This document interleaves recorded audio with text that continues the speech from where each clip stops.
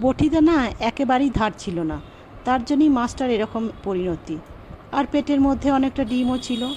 তো যাই হোক, মাছগুলোকে কেটে বেছে ধুয়ে নিয়েছি। এবারে ওপর থেকে লবণ, হলুদ আর সর্ষে তেল দিয়ে মাছগুলোকে এপিট ওপিট ভালো করে মাখিয়ে নেব।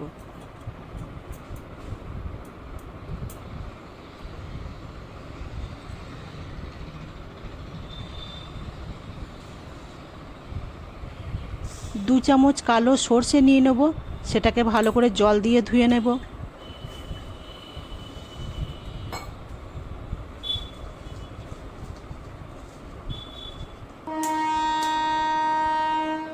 আর নেব 2 চামচ মতো পোস্ত,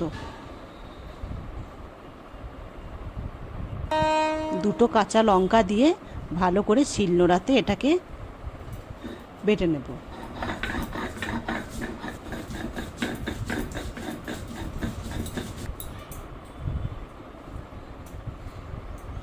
বাটাবাটি ঝামেলা আমার শেষ। এবার আমি এখানে নিয়ে নিচ্ছি একটা স্টিলের টিফিন বাটি, সেখানে একে একে মাছগুলোকে সব দিয়ে দিলাম। এবার দিলাম সর্ষে পোস্ত বেটে রাখা পেস্টটা, বাটি ধুয়ে জলও দিয়ে দিলাম। দিলাম একটু হলুদ, কাঁচা লঙ্কা, স্বাদ মতো লবণ আর 2.5 চামচ মতো সর্ষের তেল।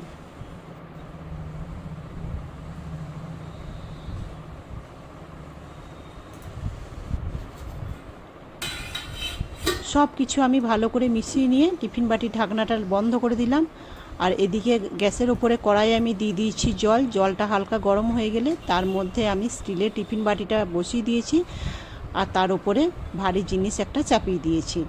এটা আমি 15 মিনিটের মধ্যে রান্না করব, তাহলেই আমার হয়ে যাবে ইলিশ ভাপা রেডি। আর গরম গরম ভাতের সাথে এটা দারুণ ভালো লাগে।